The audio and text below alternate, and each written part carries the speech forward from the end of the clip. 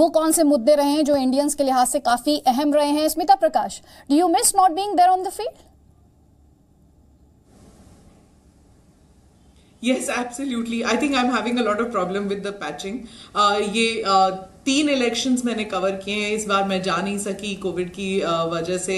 Restrictions हैं journalist के जाने आने में, इसलिए मैं जा नहीं सकी. So I really miss the election goings on which happen in the US. जैसे कि आपके पहले जो गेस्ट थे उन्होंने कहा कि भारत के प्रति वहां पर अमेरिका के दोनों पार्टी जो है बाईपार्टिजन सपोर्ट है, लेकिन भारत के लिए ये चुनाव क्या मायने रखता है? बहुत मायने रखता है. इसलिए हम जर्नलिस्ट जो हैं वहां जाकर कवर करते हैं, इसलिए रिपोर्टिंग होती है. क्योंकि पहली बात, अमेरिका दुनिया का सबसे शक्तिशाली मुल्क है. यहाँ जो भी राष्ट्रपति बनता है वो विश्व का सबसे ताकतवर इंसान होता है और ताकत को सब सलाम करते हैं. दूसरी बात, भारत की जो उभरती अर्थव्यवस्था है उसे बढ़ने के लिए अमेरिका का साथ जो है वो सोने पे सुहागा का काम करता है. जैसे कि एम्बेसडर सिंह ने कहा, अब उभरती अर्थव्यवस्था के साथ साथ अगर भारत एक उभरती शक्ति बनना चाहता है और किसी भी तरह, मतलब छोटे तौर पर भी अगर चाइना से मुकाबला करना चाहता है तो अमेरिका का साथ जरूरी है. दोनों तरफ की बातें आपने सुन ली है, ट्रंप के बारे में भी और बाइडेन के बारे में भी. दोनों जो हैं भारत के प्रति जो है वो एक वार्म रिलेशनशिप रखते हैं.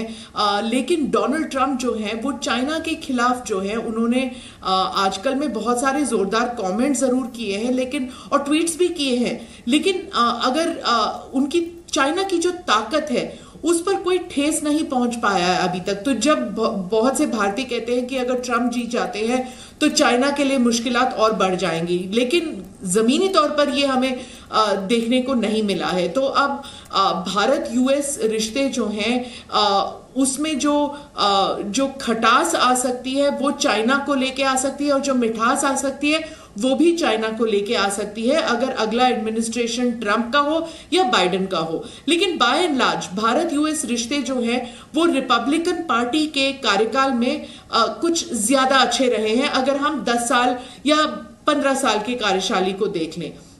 तो ये दोनों मुल्कों के लिए फायदेमंद रहा है, सिर्फ भारत के लिए नहीं.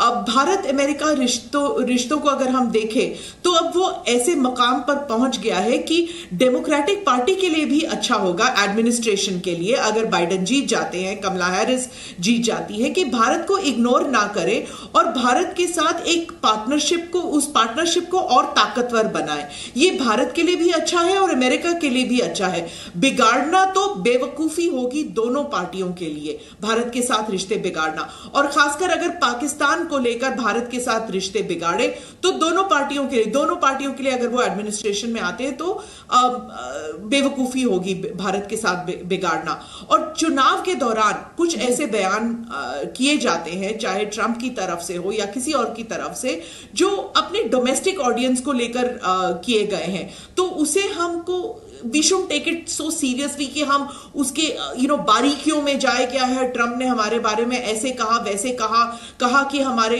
यहाँ प्रदूषण जो है वो इतना गंदा है, मुल्क गंदा है, इसलिए हम उसे कहे कि ट्रंप इज एंटी इंडिया. ऐसी बात नहीं है. वो चुनाव के दौरान कही जाती है तो उसे हमें बहुत ज्यादा सीरियसली नहीं लेना चाहिए. और जैसे कि एम्बेसडर सिंह ने कहा कि बाइडेन वाइस प्रेसिडेंट रह चुके हैं, हालांकि फॉरेन पॉलिसी को लेकर वाइस प्रेसिडेंट का इतना रोल नहीं रहता, लेकिन प्रेसिडेंट अगर बनते हैं तो हाँ वो सक्रिय रहेंगे कि इंडिया यूएस पॉलिसी किस तरफ जाती है और खासकर वो किसे चुनते हैं एज सेक्रेटरी ऑफ स्टेट, यानी कि as foreign minister. Presenting B News app available on Google Play and App Store. Download it now.